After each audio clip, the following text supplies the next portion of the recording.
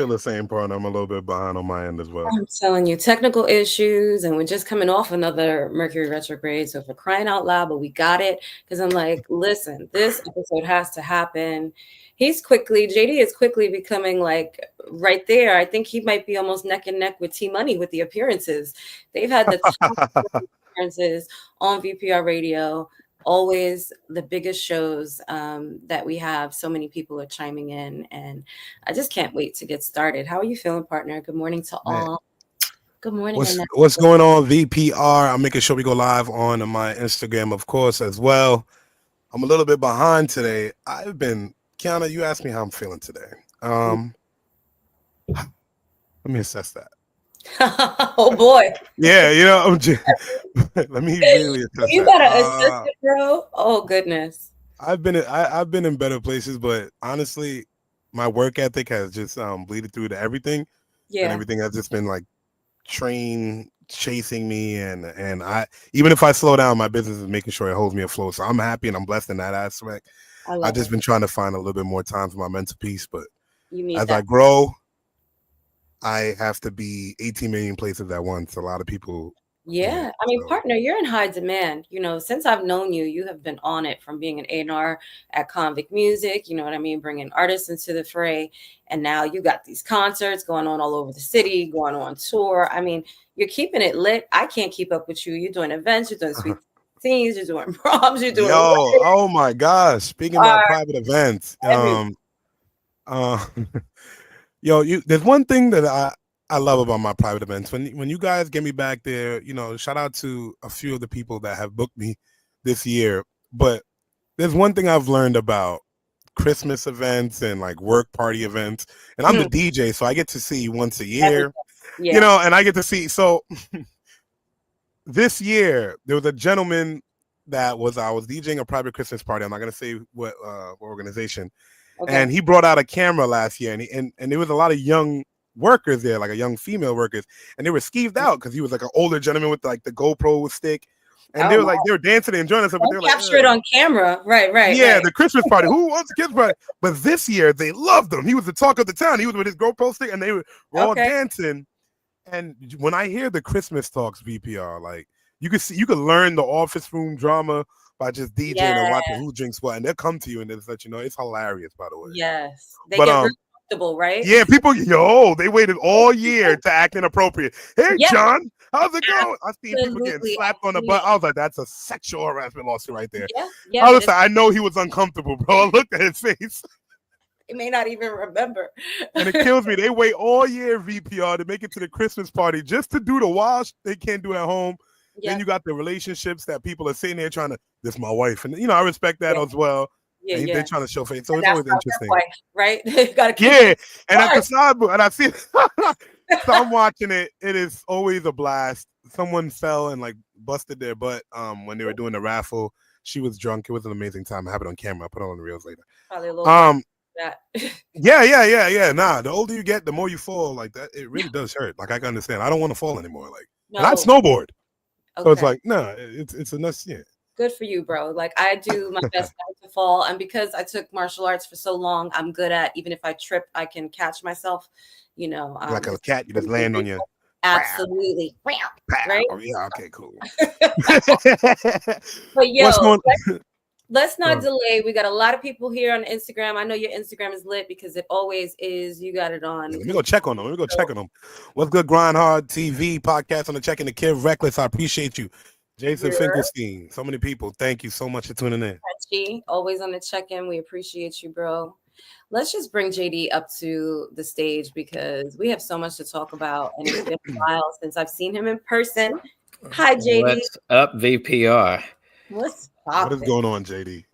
What's up? Chilling. I appreciate you being transparent with your mental state, because last night I was like, the last few weeks been going through kind of a mental exhaustion or burnout or whatnot that I've never felt before. Mm-hmm. And I literally last night was going, do I need to call Kiana and just tell her like, maybe I'm not the best shape to be in this, space? But then I also thought like, no, it's time to really be transparent to the world too. Like we all we all are, pushing it and moving and trying to keep up with the race, right? And let me tell you how aligned all of us are, right? Literally, I haven't published the video this morning, but I do my morning walks and videos. Mm-hmm, The video is about having bad days and bad times. I'm like, I know I speak about positivity, but weeks get rough, times get rough, yeah. but I'm pushing through it. That's literally what the video is about. Yeah. I believe that I came on the same thing, Your three things that you posted yesterday really helped me last night as I saw them and went to sleep on it. Tomorrow's going to be a great day. So for sure. Yeah. I'm super excited that at least we could provide that energy, because I felt that, like when you said it, just now, I had to take that deep breath. I still got to take that. When you brought it back up, I had to take that deep breath, and I'm like, I felt that mental burnout this month, and maybe it's the holidays, just the energy in the air. Right? It can get they call them the holiday blues, birthday blues. Like those are real things. Hey, JD, I don't know about you, but in New York City, it doesn't seem so jolly, Folly Christmas. No. I don't see a lot of lights. I don't feel a lot of Christmas spirits. I don't see no Santa. Like, what's going on by you? Is it you feel any Christmas spirit? Anybody got lights? Well, I see quite a bit of lights. I don't see quite a bit of people out. I feel like we're just going through the autopilot. Merry Christmas, this, that, and the other, but not the feeling of it, right? There's so much of a feeling of tightness and they don't even say it at the stores no more. I was in the mall and I always say happy holidays to everyone speaking. Nice to meet you, happy holidays. And they look at me just baffled, like, oh yeah, happy holidays. I'm like, you guys forgot to say it? Is a memo out, or you guys can't say it because they don't care. They just don't care because they're not having happy holidays because they're there having to ring up 5 million people. So even in those situations, right? I think that the love that we put out, even when we're not out at our own best, right, helps us to feel better. I can't tell you how many times I've encountered like this type of energy, especially like in retail and stuff. And I'll be like, hi, how are you? How are you? And I'd be like, girl, I'm having like, I understand. I know it'll get better. And that's also the thing, Kiana, like you're sincere. How are you? Like you're allowed to say, I'm not having a good day, when most of us feel like, if you ask, they're asking the question, hoping you say all is good, all of the, I'm doing great. This, we're programmed. Knowing, right. We're programmed. And so just to be human and have all of it and allow all of those emotions to flow through us and get through it, is important. And we're allowed to be human. I was listening. I don't know if you guys ever listened to Abraham Hicks, but I was listening to her talk about, your state of mind the other day. And this very thing, when people say, how are you? That's on autopilot. They don't really want you to say, I'm not doing too well. Right. I'm already walking by you when you saying that. Like, how are you? I'm here. Yeah, she said when people say how are you, what they mean is hello. Hello, right? Exactly. Like that. You gotta differentiate. Exactly. Nah, that makes a difference. Deep. But when I say how are you, I literally mean how are you. So I'll receive whatever that encompasses, because sometimes people just need to have that moment, and it helps to kickstart, something better for them. And that's what it's all about, right? Yeah, and I was on autopilot once, and I was walking to the bus in LA, and I saw a guy walking the other way, and I asked, how are you? And he said, I'm really in need of $5. And I didn't have any cash on me. I keep my cards. I said, I wish I could do something. He was like, well, why did you ask? And I went, good point, though, for real. Like, I sincerely did. You meant that, but like, that really opened my eyes to when we ask, are we ready for the answer? I'm younger at the time. I'm just going through the motions. And like you said, it's really a hello kind of thing. And it's a head nod, right? I had to really make sure that I was aware that when I'm asking that question, I got to be ready for the answer. Yep. I completely agree. So I want to delve into it, because for those that are watching here on Instagram, Facebook, all of the platforms, watching us on vprradio.org, that have not met you and are not familiar with your escapade to break the untruths that are out there about racism, to really get through to your own people, right, in understanding what racism is, the roots of racism, even when it comes to those micro racisms that people, I'm not racist. I have a Black friend. I grew up with someone Black, right? All of those little nuances that throw out, not being able to acknowledge your privilege, right? All of those things create something else because you don't see the disparity between people of color and how they may or may not have the opportunities that you do because you're living kind of in your white bubble, right? Sure. So We're in jump. our aquarium. So it's so easy to get into the minutia of the what. Is that racist? Am I racist? Did I do that? That wasn't racist, and trying to define what the what is. Yet there's not enough in understanding of the why, understanding that there's differences in our full culture than other cultures, that this world is a world inside of life, not life itself, right? It's an imitation of life often. And so the where I'm coming from is really trying to break down the psychology, the impact of this mentality that was developed by a northern region of the planet that needed resources from the rest of the planet and developed habits that then became justified in their search to get those resources and control those resources, and made it feel like, oh man, this is working for me, therefore I need to stand for it, right? And so when you get into that world of justifying behaviors that aren't really humane and aren't really, sharing and caring and things that are all part of our society, but I mean, part of our human nature, but also this negative part of our human nature that happens because we get fearful. We've been through pain. We've whatever it is, we need something.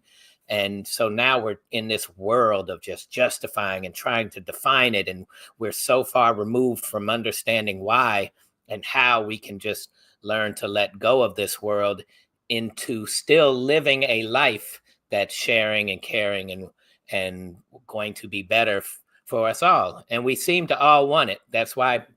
I believe that's why Donald Trump's in office, because people wanted a change from this world, and the Democratic Party I was just about to say wasn't providing that change. Mm-hmm. Even though Kamala came out and looked like that change and everybody flocked to her like, hey, it's going to be that change. The Democratic Party said, hold on, we're going to do it the same old way that we've been doing it. And everybody was like, hello, we don't want that. Working. And right. so, one of the ways we're going to get change potentially is white culture is great at destroying stuff.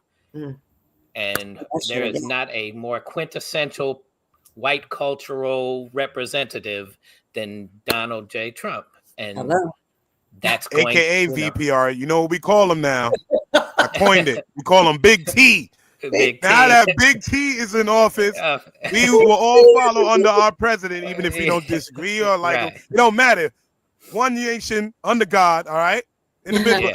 We said it every morning before we went to school. All right, but go ahead, JD. Exactly. And so that's part of that, and that's part of that ingraining and justifying our behavior and trying to put that arrogance on top of the ignorance we're taught by not learning enough about each other, right? By it even developed into what we talked about today. We ask, how are you? Praying you don't say anything other than I'm good so I can move on with my daggone day, right? That human interaction that we say when we ask, how are you? We're really saying, hello, let's keep it moving. So, yeah. It's true. A lot of people are joining on Instagram. Shout out to Rennieville, Nitty, Ada Quinada. I might be butchering some of your name. Z, shout out to DJ PZ, YMVS in the building. And this is gonna be a dope episode. This is not our first rodeo with JD Mass. No. If you missed the first part of our conversation, it's still early. It's still early in the episode. But we were just going over just some of how racism in general, not only in America, and just how it's viewed upon here. And Kiana, I'm gonna let you continue taking the conversation. Shout out to everybody in the chat. I just want to make sure I interact with you guys. Thank you, Instagram. Yeah, we appreciate you on the gram for real. Shout out to everyone on this live as well. Appreciate you and love you a lot. JD, what you're doing is so different and so profound, because people of color can talk about racism, until they're blue in the face. But at the end of the day, you strike a chord very differently. And I know that it's not always received well, right? Because not everyone wants to have that kind of transparency put in front of them and wants to have that accountability. Can you tell me how you connect with white people in that realm of helping them get to that air of accountability? Because I believe that that is a main component that is lacking, that really starts opening one's mind to a more expansive point of thinking. So one, it's the most difficult people to get to. Not just saying that cliche, like, but we're the one being told the lie. The lie isn't about us, so that group of people knows that that's a lie. The lie isn't being told. We aren't the ones telling the lie, so to speak, although we're repeating the lie often. So we're being told the lie. And when you're being told the lie, you're in the most vulnerable state of believing something because you don't know that it's a lie. Whereas if I'm telling a lie to DJ FMI about Kiana, she knows it's a lie. I know it's a lie. He has to find out it's a lie. So now we have to have a motivation to find out that it's a lie. And the motivation hasn't been there because the system is created about lies to support that lie. So now we're just stuck in this whirlwind of confusion, and it's been working for us. And so now we're justifying it and all of these things. We're defending it. We're using our power to define. We're constantly shifting the way language is used, all of these things, rather than just go, hey, this is human nature. Hey, let me learn something about you. And so when I go ahead. I was just curious because you said rewriting things, and it brought me back to my thought of Florida and how they're introducing certain things there, taking out the slavery as far as certain literature. And I'm just like, I just wanted to see what's your take on that with that. Yeah. So, I mean, that's right. That power to define, that power to guide us, that, this is when you're in that position of power, you can manipulate the change.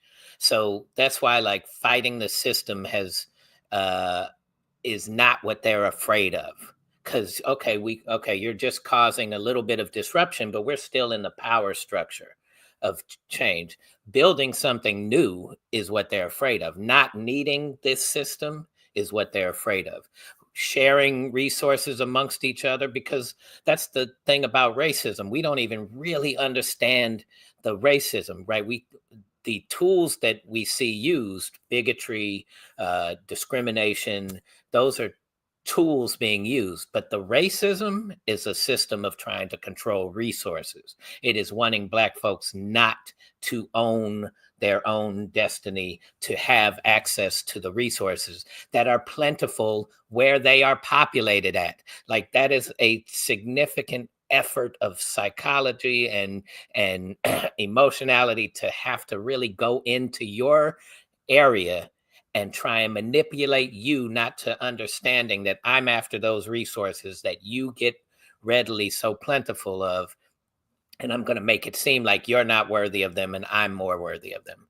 That's some deep psychological effort into creating that whole scenario, right? And so being in that power to define, using the media, using our education, that's why, the thing with Trump that's scary is how much destruction and in the change process it could cause harm to those who are less powerful positions, right? Those most marginalized. But at the end, so if we can make it through that, if we can learn how to get together through that, though, the destruction of all of these things that he's talking about destroying, I don't care about destruction of the education system, and that may sound horrible.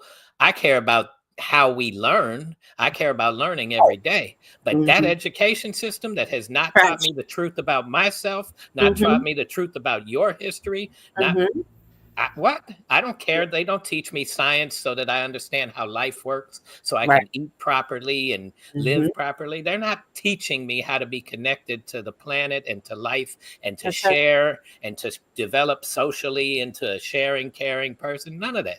So do I care that? Nor teaching you any sort of life skills, right? Feeding you trash at school. Feeding me trash and telling me I love cheeseburgers. Why were we eating milk and cheese? Why were we drinking milk every lunch? because the milk, vitamin D, but like, right. Yes. Look at how much the milk industry and the government and all of these things are in circle. Like we had a vegan company out in LA, and we were starting to serve food in to schools, to the teachers, and then the students wanted it. And then we were told, if you're going to actually get a contract inside a school, you have to serve milk. I don't care if they don't drink it. You have to serve milk every day. Like, what are we doing? That is such a waste of our resources and a waste of milk. Comes from a baby, from a cow for a baby cow. That's what it's designed for, by the higher spirit, not by us. We didn't design a cow. So we I mean, be think about it. No one's putting breast used. milk into a bottle and putting it on the shelf to use in your cereal, right? For sure. And I breastfed all of my children. Right. It's a very real thing. Like, think about the concept of it. It just really doesn't make sense. That milk was produced for the baby when the mother was pregnant and then gave birth. I met somebody who is an organic chemistry PhD student at this prestigious university, and I use the word prestigious, that's my word, for at Washington University here. And she's in organic chemistry. And I said, well, what do you do? She said, I am trying to design breast milk. I mean, whatever, alternative to breast milk. GMO. And she says, but I can't get it quite right. No, you can't get it quite right. You're not doing it right. It already works. What the hell do you need to do? But then you start thinking about how the system works. Okay, well, if WashU is pounding all of this money into research, and they got this money from the government, and they're putting all this money into research, capitalism tells us you need to get a return out of that. So now we got to create a system that says breast milk doesn't work as well, and this is your better alternative, so you can drive traffic and money being spent, and that's going to create more illness and less healthy babies, because breast milk plays a vital role in how we develop from youth. Like, we are so far away from life. Yeah.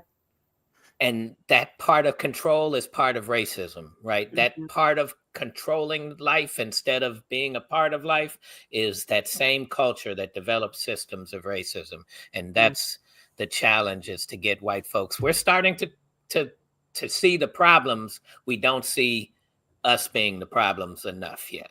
And letting go of that fear of losing that top of the totem pole, and realizing that actually it's a better life if somebody else leads the way than us, until we learn how to participate.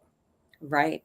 And what about balance? I mean, both FMI and I are all about the balance, right? If there's the top of the totem pole, where's the balance and the synergy in that for everyone else? You're talking about the money that's being poured into this, GMO produced breast milk, and I think of all the hungry children here in America, and the money and resources that could be poured into housing, and each household has proper nutrition at all times. I mean, reshaping the way we do things. So I live in the Midwest, and I'm right outside of St. Louis really right now. So I can drive 15 minutes in 3 different directions, and I'll be surrounded by corn or soybean. Why? Why couldn't I be surrounded by broccoli and cauliflower and apples and, all the things that our bodies need? We're using, and that corn and soybean is often going into feeding cows, and so that they grow faster, and it's a imbalance. And then you look at how much food we waste. We are just a wasteful society that doesn't understand how life works. And that goes back to that education system. If it's not teaching us how life works, I don't give it. Blow that sucker up so we can, because one thing I'm sure of is white folks haven't developed the skill set to lead us towards a humane world. So once it's torn down, what are we going to do next? We're going to have to rely on others, and they're not going to, fall for the banana in the tailpipe twice. I agree with that, right? Because you can only modify a broken system, but so much, right? Before you actually have to pull it apart and kind of start from the beginning. The foundation is corrupt and broken and set for one position, right? And for a perpetuation of a cycle over and over and over again. And they say the definition of crazy is doing something over and over and over again. Right. So when we stop, say, no, this shit has to change.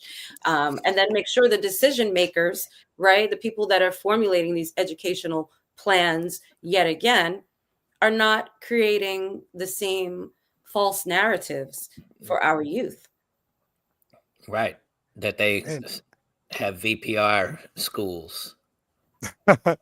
I would love to know I would love that. Your education was about out there being on the Dutch-German border, what you learned about people of color, right? I'd love to get your input. VPR, I know when I did make the post earlier, I want to talk about our year wrapper, but I want to let you guys personally know when I checked out of this week, JD and Kiana. After I leave my clubs at 4 a.m, if I do turn on the news at 9 a.m, which is rare because I don't like to watch the news, especially when waking up, and I feel like we are all just so done to the point where we're not acknowledging that, aliens or drones or Jersey or just, I just want you guys to know how just out of whack we are. Because before we thought we would be more interested in these things when they were happening. And now that I see things actually transpiring in real time and no one cares to a sense, I'm just like, oh yeah, we're done. 2024 is over. Wrap it up. We're burnt out. We're burnt out. We're burnt out. The election process, drones popping up in the middle of Jersey. Listen, did he maybe doing it or maybe not?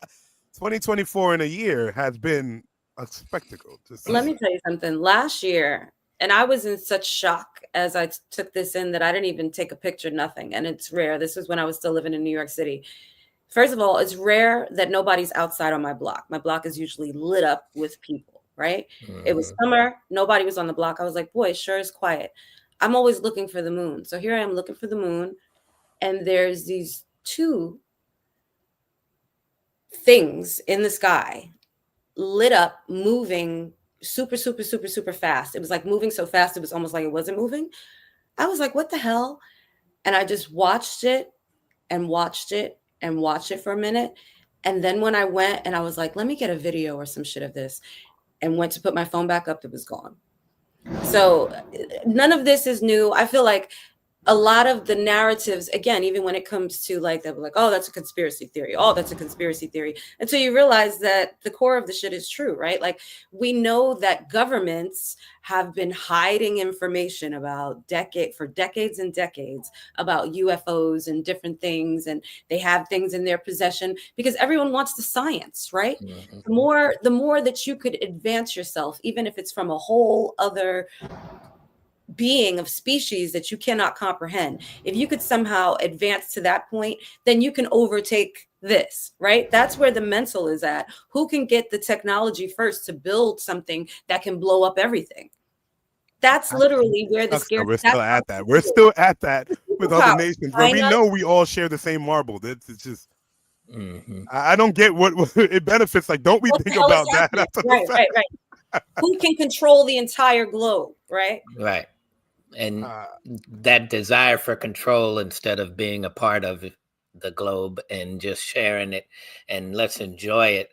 I mean, that's the thing, right? That it's such, that's my goal in when I approach less melanated folks that are trying to understand how to make a change, or even those that think that they got the answers and figured it out, is to really get them to see how much more enjoyable life is when we just participate humanely in life instead of be so worried about our own selves.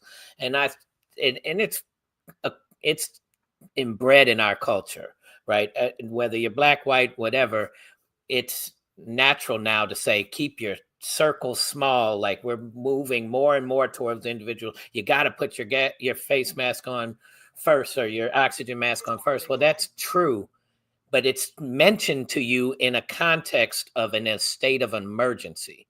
And if we constantly do that, then we're creating more and more of that emergency state instead of recognize, okay, it's not an emergency. I have my oxygen. How can I start to make sure everybody else has their oxygen? And if we don't start to figure out that, which is the issue, and it's kind of we're in this drunk state of loving our American exceptionalism that when it comes crashing down and we have to hit that wall, like, in full transparency, I didn't realize how burnt out I was until I pulled out in front of traffic a month and a half ago and got hit by a car, like headlights right there. And I'm like, holy sh.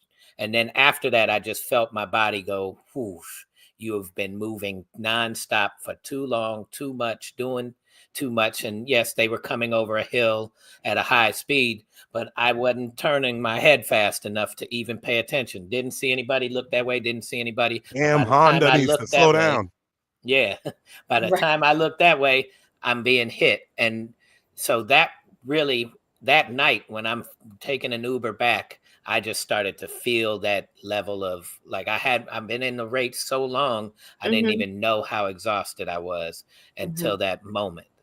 And that's where we're at. Like if Trump is that crash, that hey, we are tired of these old ways. I don't care if Democrats talk better, they're not doing it enough. So Mm-hmm. we are tired of those old ways. And if we have to go through the crash of tearing all of this down Mm-hmm. before we can see how to do something better, that's where we're at. We're that drunk person that doesn't want to fix ourselves until we cause so much harm that we go, okay, now it's time to go to therapy. Yeah, a lot of havoc has been caused. Mm-hmm. And VPR, I found myself also, I was watching a video, and people go to the same destination when it comes to vacation times, DR, Puerto Rico, Mexico, and it's a big globe. Like I've been to Hawaii, Thailand, but I sent the video and it was like, someone said, hey, you should go check out this place in Afghanistan. And when they said that to me, I said, what? Mm-hmm. Mm-hmm. Like, and then I watched this video and it showed a different part of this country and the way that they live. And it made me look into understanding even how the Taliban now are running it. Even it's horrible what they're doing there with the women, and I know they're trying to impose new laws there or just to stricken it. But Right. the way their day to day is, the way they eat, the way they live, when people depict them living in caves.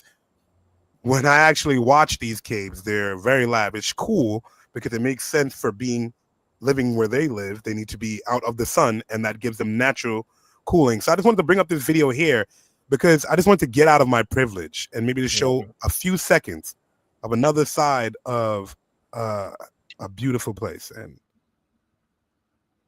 let me see this ocean. It's a lake, and I was just like, wow, you would never know these places exist, VPR, unless you get out of your bubble. And this is what JD was talking about here on the episode here today, and just to open our minds for this, because this really changed my view of going there to visit. Right. And I think so many other places around the world as well, because there are many places on this earth that have not lost their core values, and they're often, smaller countries that are removed from some of those governments, that haven't been absorbed as of yet. Right. And culturally they embrace things very differently. Like I was even looking into, there's a place off of Sardinia in Italy where they're offering $1 homes for people to come and live in this village, and they're pushing it, especially after the Trump election, for people to be able to move out of the country and not all of those expat laws and stuff. But when you look at, again, the water, the beauty, the richness, fresh food, the way everything is farm to table, these people have longer lives. I would do data analysis, so as I was doing my certification with Google, we had to do something on happiness, the happiness factor that they have in people. America was all the way down the drain. All the way. Right? Like, sense of being, of wellness, of feeling good was trash. The top places were like Sweden, Switzerland, some places out in Italy, some very, very small countries in Africa and in the Mideast. But like, you really didn't see, especially North America, South America, there were a lot of like happiness factors. But out here, everybody's just winging it. You know what I'm saying? And Winging it goes We nuts. VPR. and especially in New York, we were born and raised FMI, and so I know what it is like, and how you're raised to have to be and have to act. I even put up something about Yep. like how you walk around with your game face, right? So you see your peeps, that is like, oh hey, like I smile, because then you might want to say something and it might have to go left, so you kind of just put that armor on. But I think the more that we take that off and we embrace, like you said, JD, humanity at its finest, which is what's ingrained in us when we're born. That's what we Mhm. know. We're creative, we're aware, we're curious, and we hate no one. We Yeah. love everything, and we feel energy. You see babies, when they get around people that are iffy, they're immediately like, wah, wah, wah. Right. Babies and animals, Yeah. they do it. Right? You see They them know who Yeah. they want to deal ears with. go up, you're like, uh-oh, you're not a good person. Yeah. And that life, right? We saw life around us right now, and we've talked about this before, and you even mentioned it yesterday in your three, things for our mental wellness. Is it's so hard, it's such a mind game of an imitation of life, when literally when you're feeling your most stressed, if you went and put your feet on the ground and connected yourself to the planet, is one of the best ways to reduce stress and you know heal your mental health. And yet we don't see it that way. I've talked to my son about this numerous times, who lives in LA at times, and I'd be like, it sounds so off the wall from our society, because we've created an imitation of life that we think I need to go to counseling all the time, which I'm not opposed to counseling. We need people to talk to and help us dissect it. But even those people need to have an understanding of life, not just of how to participate in the system. Right. And so connecting to the life. No, I need to go to counseling. I need to get on some drugs, or I need to, make some more money or whatever. We're measuring our happiness based on consumption. And that's just trying to fill a hole that we haven't practiced how to be happy. We don't know. And we're trying to sell that in sales and marketing, this big old lie of white supremacy culture. These lies, lies, lies. Let me get you to buy this, buy this, buy this. Fruit Loops has, riboflavin and vitamin D. It also has a lot of Red harmful stuff. number 6 and blue number 5 Yeah. High fructose. Right. may lead to cancer, right? Yeah. VPR, we have been sold the malarkey for so long that we don't know what's real, and that truly bothers me. Yeah, that's one of my favorite words. So we have a few more minutes left in the episode. JD, we talked about the year, but can we give a wrap up for year? How was your 2024? How do you feel coming out of this? Let us know. It was exhausting, and it was eye-opening to where my energy needs to be focused. Right, I've been trying to be focused on establishing that cash flow outside of Race for What, so that I can build Race for What the way I would like to. And then shout out to Corey. And then it's been I've been bringing some more people together. We are putting together a plan for Race for What comedy tour here in St. Louis, and then want to take it elsewhere. I'm started to write an op-ed regularly for the Argus newspaper, which has been Black owned since the 1800s. I met the current, publisher of it, and he's expanding the Argus, or they are expanding into 4 cities in Tennessee as well.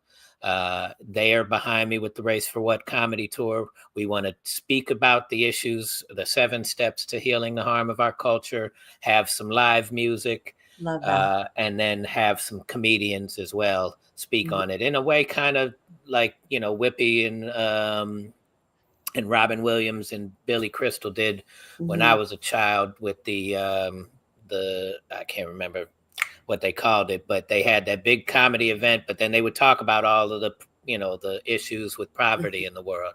And so similar to that, we're looking at kind of really focused on the healing of that. I'm starting to get more and more opportunities now for, I'm in talks with a local government office in the juvenile detention area of working with their staff on Race for What, kind of how do we change the culture in this society. And so I'm excited about what 2025 can bring. I'm also, as nervous as anybody else about what the immediate impact of this change that we're about to feel happens. But I'm also, the planet is not going to stop, and we can still be a part of that. And if we can see the life, like you just showed us there, if we can see the grass growing and see the trees and even touch them as much as we can. That's right. Go hug a tree. I swear to God. Hug a tree. The fact that we made tree hugging sound like such a horrible thing. I know, right? Tree huggers. The psychology of, exactly. It's the psychology of our system that needs to really be untangled, and it's going to be great for all of us when we figure that out. Absolutely. Yes. Grounding is such a real thing. And for you guys that don't believe it, I dare you to go and try it. It is literally scientifically proven. So it's not. Exactly. Get off the internet after you watch VPR and Race for What. It's not organic chemistry. It's real life scientifically. Facts. So those negative ions as you absorb. Don't try and grow some fake tree and grass and and put your feet in it. Go, exactly. The real deal, please. Well, I don't have to worry about the fake meat, so that's y'all issue. VPR. Please, you watch another amazing episode. Of course, make sure you tap in with JD Mass. Honestly, in the comment section, you type to us how you felt, how was your year.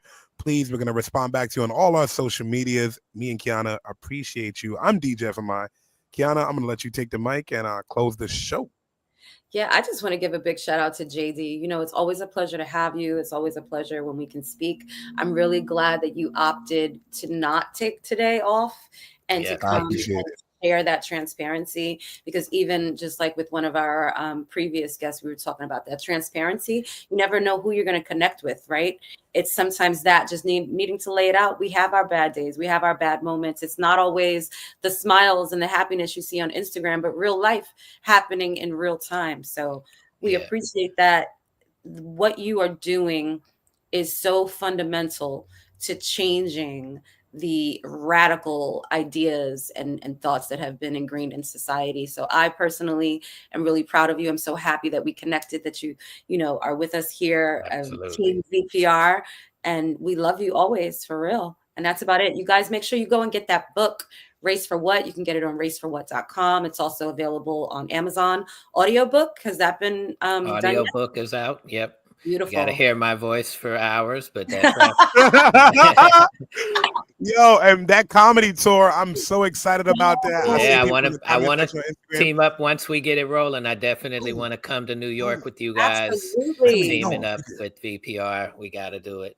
Yeah, listen, that and what you're doing with the juvenile detention centers, so key, right? Because first of all, meeting real topics with comedy helps to break that tension that's often there. Comedy and music. Bringing back that tension to comedy that actually helped the community before. Without these jokes that we avoid now. Right. Yeah. And no cancel culture. Absolutely. You leave it at home. You could try, but leave it at home. Right. Phones in the bin. So we love you. Well, shout out to you guys. Last week's person said it's cool to be, a good person. Like, that's the message we need to carry on to, and I forget her name. I apologize, but Emily. Emily. She said it's cool to be a good person. So let's take that energy into 2025. Let's do that. And with that, we are done. Drop mic, JD. Yes, sir. We'll see you next week, guys. Yeah.